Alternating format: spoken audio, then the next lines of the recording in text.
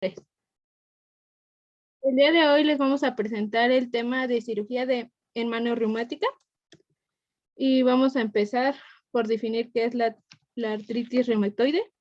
Este es un trastorno inflamatorio crónico que puede afectar a más de una sola articulación. Es un trastorno autoinmunitario que ocurre cuando el sistema inmunitario ataca por error a los tejidos del cuerpo. Los síntomas son articulaciones sensibles, calientes e hinchadas. Rigidez articular que generalmente empeora por las mañanas y después de la inactividad. También está el cansancio y la fiebre y la pérdida de apetito. Las causas, está el sexo, que las mujeres son más propensas que los hombres a desarrollar artritis reumatoide. También el sobrepeso, el fumar. Y el tratamiento para esta enfermedad sería la medicación, que sería tomar AINES, cirugía, que sería la sinepectomía, la reparación del tendón o la reparación de la fusión de una articulación, el estilo de vida, que tienen que hacer ejercicio con regularidad, aplicar calor o frío para sobrellevar el dolor, dieta y terapia. Y vamos a empezar por las estructuras anatómicas, que les vamos a tener aquí en cuenta las articulaciones, las vainas sinoviales, ligamentos colaterales, placas volares, sistema del aparato flexor de deslizamiento y aparato extensor. Las articulaciones van a ser la radiocarpiana, la trapecio-metacarpiana, metacarpofalángica, interfalángica proximal y distal. Las vainas sinoviales, la artritis reumatoide tiene afinidad por desarrollar procesos en las vainas sinoviales, carpianas y digitales. Los ligamentos colaterales, los ligamentos articulares de la metacarpofalángica se distienden y se adelgazan o son destruidos y ocasionalmente presentan deformaciones secundarias a la causa de esta enfermedad.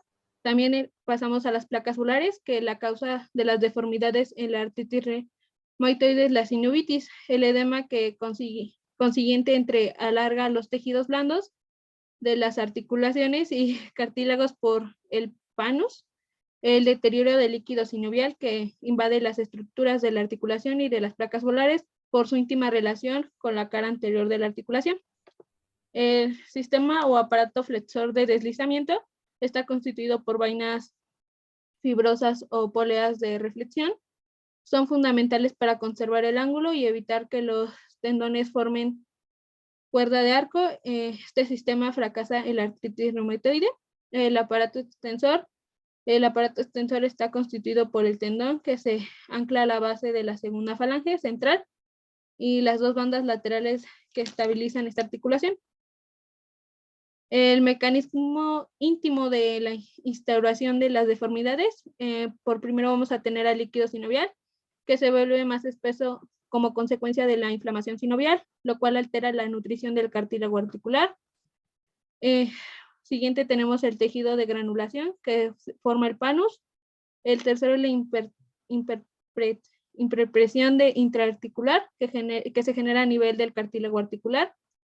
El hueso subcondral, que se afecta por la hiperpresión, la cápsula y el ligamento que se dermatizan, las articulaciones y estas por consecuencia se vuelven más rígidas, la anquilosis, dolor y atrofia y las contracturas musculares. Los tendones pierden dos vías de nutrición, que sería la sinovial y la vascular. Y la descripción y el estudio de las deformidades, pues va a haber una desviación cubital en los dedos, una desviación en ojival, una deformidad en cuello de cisne, el dedo en resorte, pulgar reumatoideo, rotura de los tendones extensores y flexores, subluxación de la muñeca y contracturas en la flexión de la muñeca y síndrome del túnel carpiano. Bueno, ahora tenemos a la desviación cubital de los dedos. Esta es por la deformidad no exclusiva de la artritis reumatoide, caracterizada por una inclinación permanente de los dedos hacia el lado ulnar. Su fisiopatología pues es una desviación cubital fisiológica de los dedos, la simetría de la cabeza, ya que debido a la simetría de la cabeza de los metacarpianos, que es pequeña y en declive, Hay una desigualdad en la longitud y dirección de los ligamentos laterales. Esto pues en relación al lado cubital con respecto al lado radial. La artritis reumatoide afecta de manera casi universal a todas las articulaciones de mano y muñeca. La sinovitis dorsal de la muñeca genera erosiones a nivel de la estiloides del cúbito, afectando progresivamente las articulaciones radiocubital distal y la radiocarpiana. Esto va a generar una desviación cubital de los huesos del carpo y una desviación de los metacarpianos en sentido radial. Esto como un mecanismo compensatorio, pero va a tener como consecuencia una subluxación de la muñeca y una desviación cubital de los dedos. Luego tenemos la deformidad en cojal o en Boutonniere, que va a consistir en una flexión de la segunda falange con extensión de la falange distal. Su fisiopatología pues se produce por una rotura o elongación de la bandaleta media del aparato extensor, el cual se inserta en la base de la segunda falange.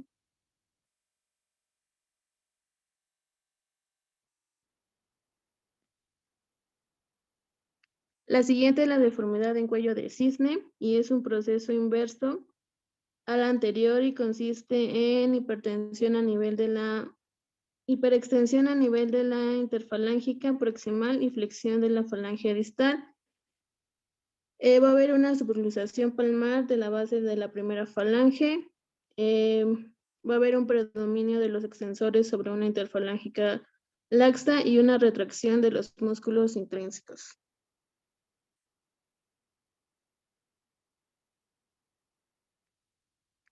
Dedo en resorte. Es el bloqueo del movimiento de la flexión del dedo al pasar el tendón flexor por la polea correspondiente.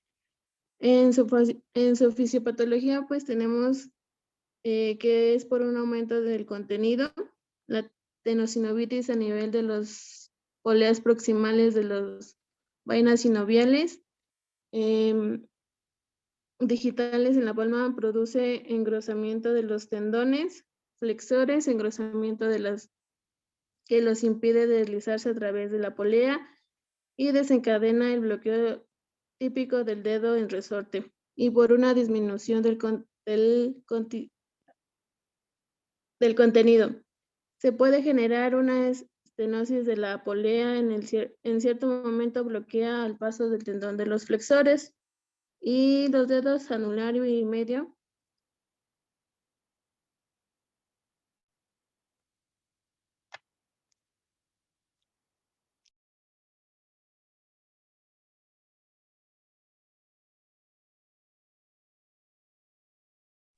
Ahora hablaré sobre el pulgar, el que es el pulgar reumático, que estos pues van a ser consecuencias del pulgar en resorte. Primero vamos a tener al pulgar en Z, que este se va a definir como una deformidad caracterizada por una flexión acentuada a nivel de la metacarpofalángica e hiperextensión de la interfalángica.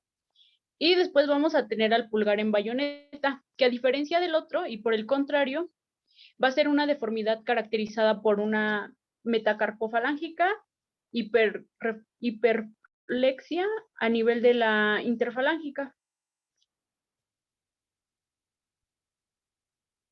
Posteriormente tenemos a la rotura de tendones y extensores, y pues aquí su fisiopatología suele producirse a nivel del dorso de la muñeca y obedece a dos causas fundamentales. La primera va a ser cuando pasan por debajo del ligamento carpiano dorsal, pues aquí los tendones están envueltos en la vaina sinovial carpiana correspondiente. La proliferación de la tenosinovial puede ser tan acentuada que los tendones quedarán privados de su aporte vascular y la necrosis subsiguiente, y puede conducir a una ruptura espontánea. En la segunda, pues vamos a tener que a veces la ruptura se va a producir porque las lesiones destructivas que la generan,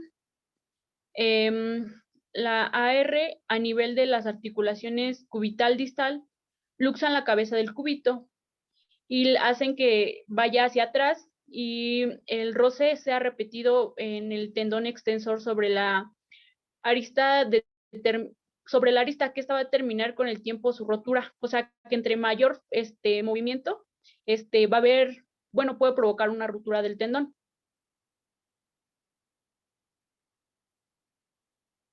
Y ahora, en cuanto a la rotura de los tendones flexores, pues su fisiopatología es debido a que va a obedecer a situaciones de isquemia segmentaria tendinosa debido a la compresión generada por la proliferación sinovial intensa que caracteriza a la artritis.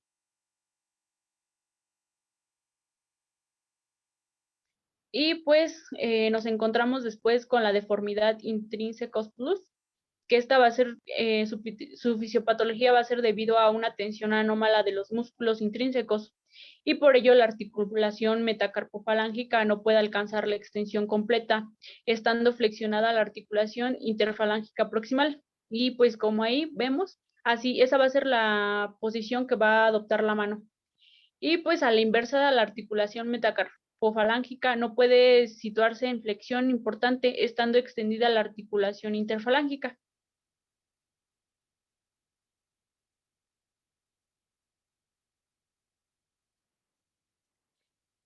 Y pues por último vamos a tener el síndrome del túnel carpiano, que en ocasiones la sinovitis carpiana es tan intensa que la proliferación sinovial atrapa el nervio mediano en el túnel carpiano, configurando una neuropatía mecánica crónica que en ocasiones va a exigir una descompresión quirúrgica.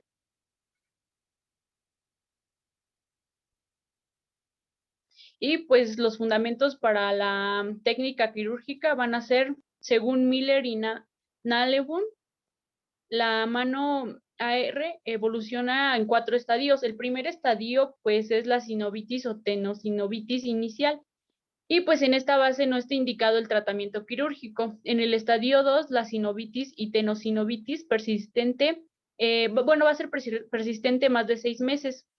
Esta es la fase preferencial para la práctica de una sinovectomía o tenosinovectomía. En el estadio 3, con mano deformada, pues esta va a ser la etapa en la que va a ser una indicación quirúrgica para la reconstrucción. Y finalmente en el estadio 4, pues tenemos que la mano va a estar destruida y se va a requerir forzosamente una cirugía de salvamiento. Bueno, solo si se cumplen los criterios para que esto suceda.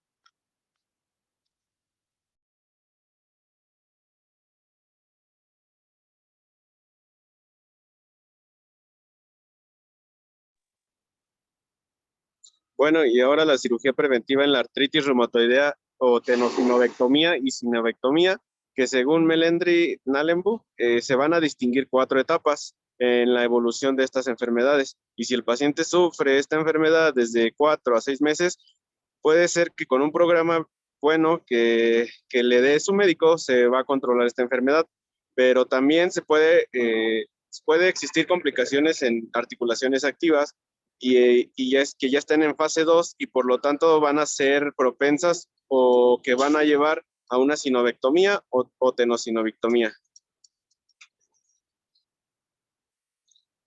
Y bueno, el objetivo de la cirugía preventiva en fase 2 va a ser la eliminación quirúrgica precisamente de la sinovia o la tenosinovia, que esta pues va a ser la que se enferma antes o que si se infecta va a venir una destrucción irreparable ya de la articulación como tal o del tendón, por lo mismo de que se puede infectar, va a causar una necrosis y puede perder hasta el miembro por la infección. Cuando el estudio radiológico consta una pérdida de cartílago o una destrucción articular, va a ser o ya va a estar contraindicada la operación o el tratamiento quirúrgico y vamos a tener que recurrir a una artrodesis o artroplastía.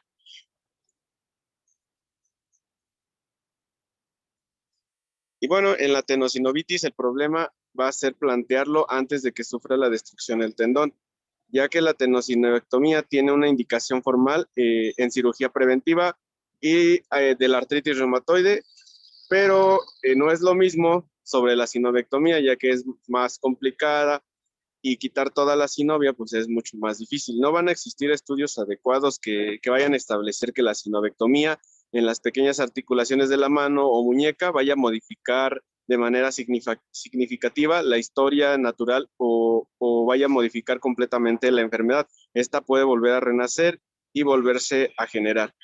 En la tenosinovitis dorsal va a haber una manifestación muy frecuente que va a ser la proliferación en la tenosinovia. Y esta pues es la que envuelve a todos estos tendones extensores en la cara pues precisamente dorsal de la muñeca y su mayor peligro va a ser que puede ocasionar la rotura de estos mismos tendones, prácticamente los va a destruir por completo. Y estas roturas pueden ocurrir por infiltración de un tendón o suturas que no reaccionen favorablemente a este tratamiento y son secundarias o que vaya a haber una irritación por el deslizamiento sobre los espolones óseos y se vaya a tener una irritación bastante severa, generando un avance o un nuevo renacimiento de esta enfermedad.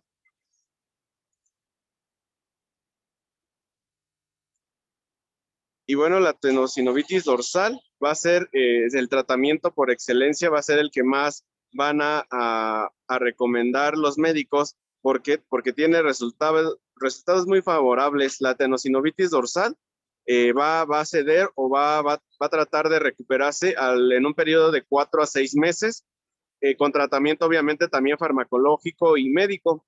La tenosinovitis pues va a crecer la recuperación con una rapidez muy eficaz. Y toda la ruptura de los tendones extensores puede controlarse con esta cirugía.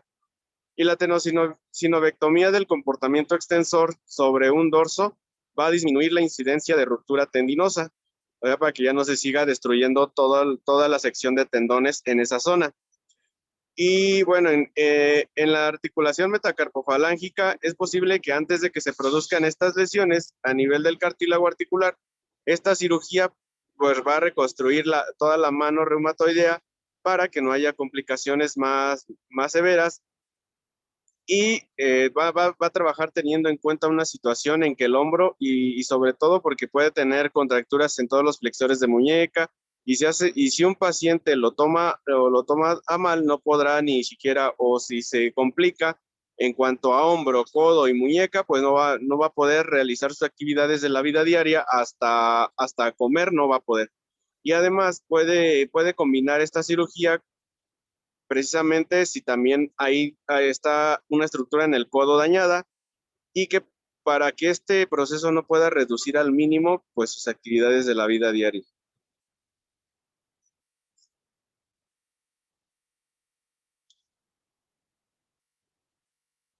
Y bueno, en el esquema de exposición a la cirugía reconstructora en la mano reumatoide va a establecer algunos puntos.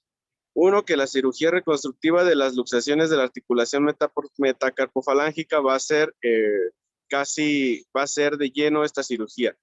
Va a también permanecer al grupo de cirugías reconstructivas del pulgar reumatoideo. Como ya lo mencionaron atrás, las diferentes posiciones o patologías en las que se puede encontrar ese dedo pulgar. El punto de la cirugía reconstructora de la deformidad del cuello de cisne, pues es una de las cuales les mencionaba que se puede reconstruir a base de esta cirugía. Y la otra cirugía es la de deformidad en Boutonniere. Y bueno, la muñeca tenemos que va a ser muy, muy importante, tanto que va a ser una clave en cuanto a la composición de la mano, porque toda muñeca deformada, inestable y dolorosa va a comprometer toda la función manual en grado bastante importante o muy severo, llevándolo así, como lo mencionaba hace un momento, hasta incapacitar de las actividades de la vida diaria al paciente. Y hay dos tipos de cirugía reconstructiva en la muñeca, una con artrodesis y una artroplastia total.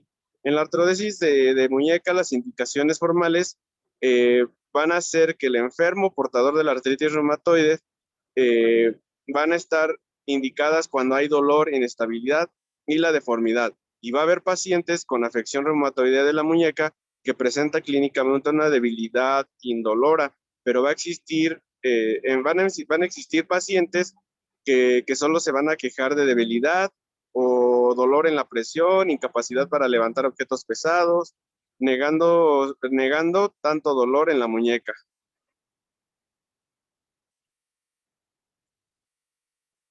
Y bueno, la maniobra exploratoria de estos pacientes demuestra que casi siempre al forzar la muñeca y al presionar sobre ella, en la articulación radiocubital va a aparecer dolor, y en estos casos la artrodesis de muñeca proporciona buenos resultados. Por eso mismo se aconseja una resección de la extremidad distal del cúbito. Y bueno, cuando existe una deformidad en flexión fija, pero el dolor y la inestabilidad son escasas, la osteotomía cuneiforme del radio va a ser a través de la metáfisis distal, y esto va a permitir una corrección de la deformidad y lograr mantener la amplitud de movimiento. No va a haber ninguna limitación, porque pues precisamente va a estar indicada para casos en los que no existen ni rigidez, y la va hasta mejorar. La artroplastía total de muñeca está evolucionando bastante, y su indicación pues ya se está haciendo cada vez más formal en ambas formas bilaterales.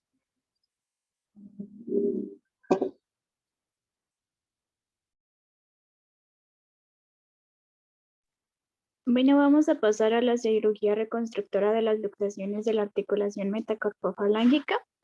En esta principalmente se va a realizar una artroplastía de lo que es la articulación metacarpofalángica con prótesis de Siláctic. Aquí lo que se realiza van a ser implantes de goma silicona con combinación de material tanto orgánico como inorgánico. Este va a ser atóxico y no va a provocar una reacción extraña debido a la implantación de un cuerpo. Su movilidad media está indicada cuando hay una movilidad media de lo que son 55 grados y tiene una incidencia de rotura más baja.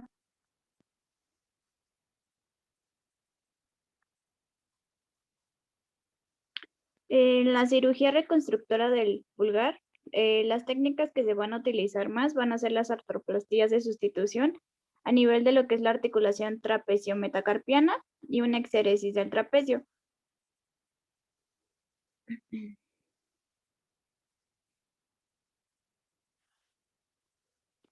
La cirugía reconstructora de lo que es la deformidad en cuello de cisne, vamos a encontrar 4 tipos. En el tipo 1 va a ser se va a dar cuando las articulaciones interfalángicas proximales flexibles van a estar en todas las posiciones. En el tipo 2 va a ser cuando la flexión limitada solo es en ciertas posiciones de la articulación interfalángica proximal. La tipo 3 va a ser cuando va a existir una flexión limitada en lo que son todas las posiciones de las articulaciones interfalángica proximal. Y en la tipo 4, cuando la articulación interfalángica proximal va a estar rígida y con alteraciones radiográficas.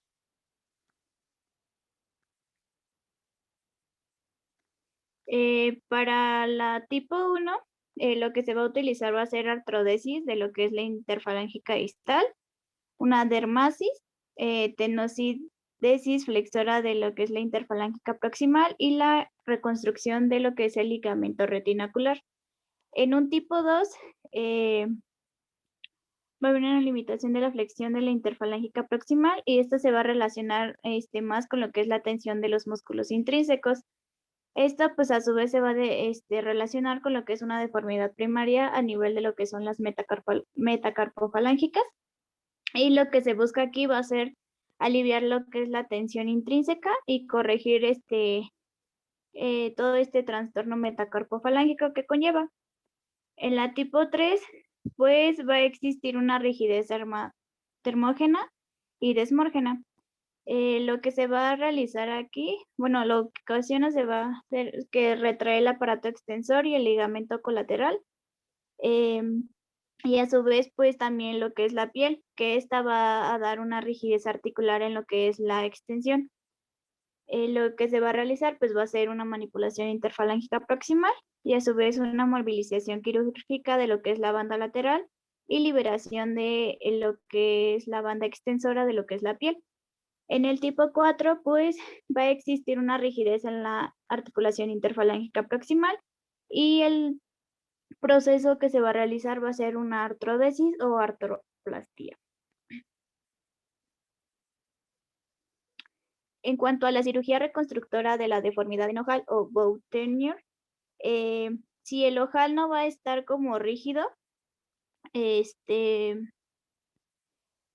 la indicación quirúrgica pues va a ser como que la mejor manera o lo ideal, que para lo que se va a realizar pues va a ser una reconstrucción de lo que es el aparato extensor.